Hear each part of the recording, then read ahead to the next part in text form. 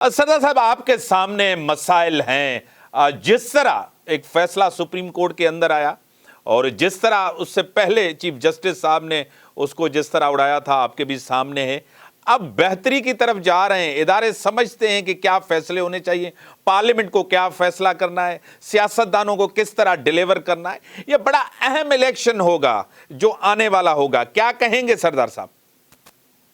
जी मीर साहब, इसीलिए हम कह रहे हैं कि जो भी आईनी या कानूनी तकाजे हैं, अगर उसमें थोड़ा बहुत भी फर्क भी पड़ता है, लेकिन चूंकि ये मैं समझता हूँ जिस पोजीशन में इस वक्त पाकिस्तान को धकेल दिया गया है, जिस नहज पे पाकिस्तान पहुंच गया है सिक्योरिटी के लिहाज से, मईशत के लिहाज से, तो ये इलेक्शन जो हैं वो मेक और ब्रेक होंगे।